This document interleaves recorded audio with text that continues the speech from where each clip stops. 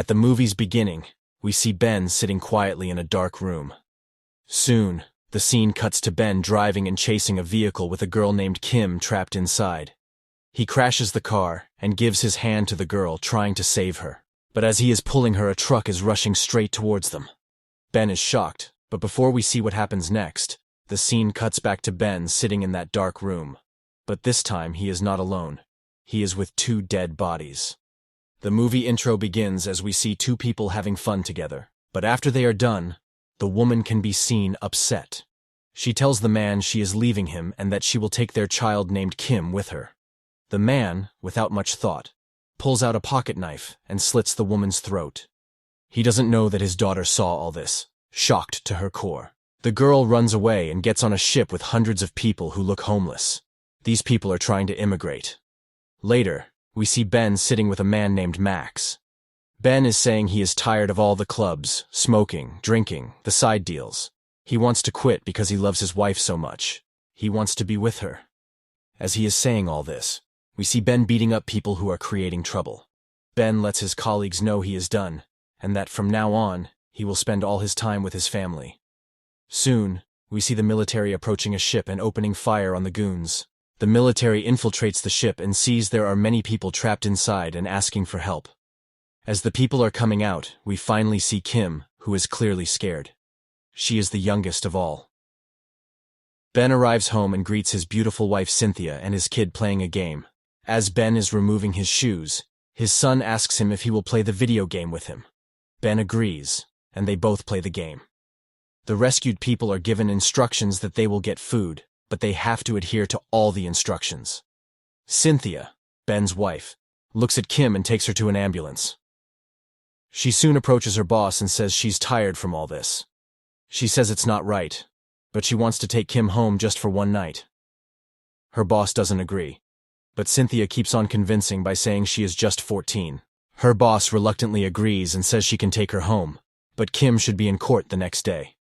Cynthia goes to meet Kim in the ambulance and introduces herself. She asks her a couple of questions, but Kim doesn't reply. Later, we see Cynthia and Kim coming home. Cynthia introduces Kim to Ben and makes out in front of her. This makes Kim uneasy. After Cynthia leaves the room, Ben asks Kim if she wants to eat ice cream. He slides the cup to Kim, which she takes and starts munching. Ben gives her a soft smile. At night, Cynthia approaches Kim and asks where she's from. Kim doesn't reply. Cynthia kisses her forehead and leaves, but as she turns off the lamp, Kim speaks for the first time, saying to keep the lights on.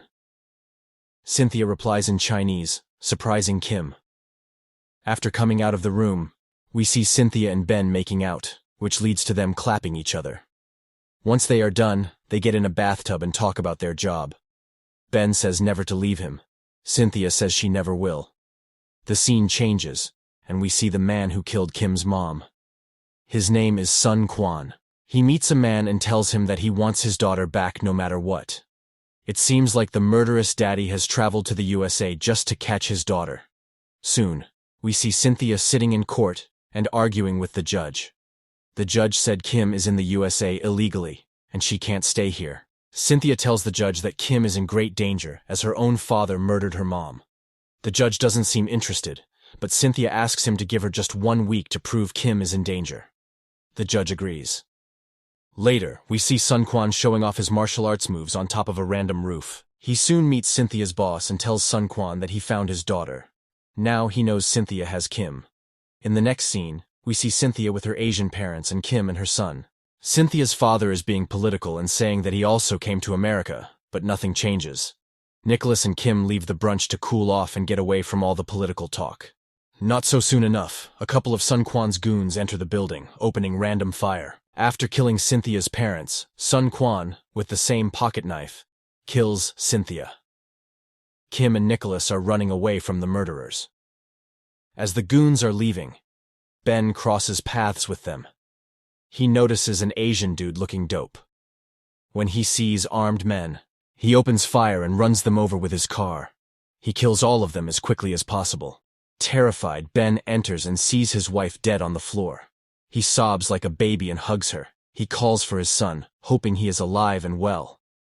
Later, Ben, Devastated, goes through the case file and sees the same dope-looking dude. He decides to go and find his son. The assassin gets a call from Sun Quan saying to visit Ben's house and end him. Ben, with his colleague, reaches home. Ben enters the house and starts crying. He tries to drink his sad thoughts. He decides to keep crying until the bad guys come crashing into his house. The Asian dude with his Asian moves startles Ben and tries to kill him. But Ben, showing his moves, dodges everything. The bad guys leave. Ben gets a call from his friends saying they have found Nicholas, his son. Ben rushes over to the place and checks on his son, who is sleeping. But as he goes to Kim, he asks her hundreds of questions. He is a bit harsh on her. Kim cries and tries to help. Soon, Nicholas comes in and asks about his mom. Ben tells him everything. They both hug. Ben and his friend with a mask enter a brothel, filled with pretty girls, gambling, more pretty girls giving heads, and more ugly guys getting heads. Ben and his friend bash through the door and scare everyone. As they are approaching the room, they get attacked. But Ben shows his moves and easily beats all the bad guys. Meanwhile, the Asian dude is living the best life as girls are going up and down on him. After killing more men, Ben climbs the stairs. Ben finally enters the room and kills the Asian dude, saying this is for his wife. Who knew this dude's climax would be mind-blowing? Blood flies everywhere, turning the room into a crime scene. Cynthia's boss, Hoggins, meets Sun Quan, who is upset that his daughter is still not here. Sun Quan threatens Hoggins, but Hoggins gets back, saying Quan is ruining their smuggling business. Because of him, Ben is going berserk and killing everyone. Ben is back with his friends, trying to brainstorm ideas to find Quan. He suggests maybe they should contact Hoggins, because he might know who Sun Quan is. Just then a man knocks on the door and enters the house. He asks for Ben, and asks if Ben visited the red light area yesterday. The man knows Ben and his friend killed all those guys at the red light, but doesn't say it directly. The man leaves, saying even Hoggins came to the crime scene. This proves to Ben that Hoggins was involved in all this. Later, we hear Ben telling Nicholas that he is leaving and that he needs to get stronger. Ben promises Nicholas he will be back. Now we see Ben and his friend in a parking lot waiting for the right moment. They see Hoggins and rush the car towards him. Hoggins is shocked to see Ben, and moments later, he is literally shocked by Ben with a taser. Some of Quan's goons witness this. When Hoggins gets up, he is surrounded by Ben's friend. Ben asks who killed Cynthia, and who is Sun Quan. When he refuses to answer, one of the guys drills his arm. In pain, Hoggins moans and screams. Soon, Ben gets a call saying that some of the immigrants have died. Ben has to leave, but his friends continue to make new holes in Hoggins as they ask questions. They know Hoggins helped Quan, but they don't know where he is. After learning about their enemy's location, they end Hoggins's life. Meanwhile, Ben reaches the hospital to find out the doctors are dead. They are killed by the same Asian dude. Ben follows them and sees they are trying to run away on the bike. He kills one of them and takes his bike to chase. After an awesome chase sequence through a mall, Ben finally catches the guy. He ends his life in a moment. Later, while driving, Ben remembers his time with his wife and son. But now, we see Quan's goons have kidnapped Kim and Nicholas. Ben sees this and begins his other chase. Ben's friend is devastated when he sees the goons who kidnapped his son, and Kim killed all of his friends who were helping Ben all this time. Now, we see Ben chasing the bad guys on a highway. The goons are holding Kim and Nicholas. Ben fires at them, but it is difficult for him to stop them. They slam their vehicles on each other. Now we realize this is the same scene we saw in the beginning. Ben is able to stop the vehicle, but as he is trying to pull Kim, a truck is drifting straight towards him. Fortunately, he pulls Kim inside the car and moves out just in time to dodge the truck. In a shady place, we see men working when Sun Quan gets a call saying they lost Kim, but found Ben's son Nicholas. He orders the man to take the kid to their house where he will meet them. Ben comes back home and sees his friends sitting outside with a big frown. Ben, just by looking at his friend, realizes all his friends are dead. He hangs his head in sadness. While smoking and looking at the city, Ben's friend says he will come with him. But Ben says no and says he will bring back his son no matter what. His friend is not sure if he can take up Sun Quan all on his own. Kim comes in and says she is not able to sleep and that she is worried about Nicholas. Ben assures Kim he will bring back Nicholas anyhow. But before Kim leaves, Ben tells her the harsh truth that Kwon is her father. Kim doesn't want to believe this and says that man can't be my father. She runs away crying. Ben doesn't want his friend to come with him because he is done losing people, but still, he agrees. We see Nicholas sitting alone as Kwon approaches him. He looks at him with a devilish face and takes out his pocket knife. Ben and Kim are in a car while his friend is reaching the location in a small boat. There are a lot of men at the location with Nicholas. Ben and Kim reach the location. Ben calls his friend and asks if he is ready. After saying yes, Ben thanks him for being here to help. The goons keep Nicholas in a room.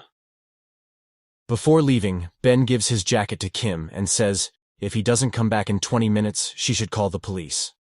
He gives her a warm hug and leaves. Ben at full speed smashes his car, causing a small explosion. Like the badass he is, he begins shooting and killing everyone. Ben sees Kwon through a window who is holding Nicholas with a knife to his throat. As Ben makes his way towards the Big Daddy, his friend silently climbs the ship and begins to kill everyone he sees. Both of them kill the goons one by one. An Asian dude slices Tony's forehead, causing his blood to cover his eyes. Still, he puts up a fight. He gets stabbed multiple times. Because of his blurry vision, he gets stabbed more.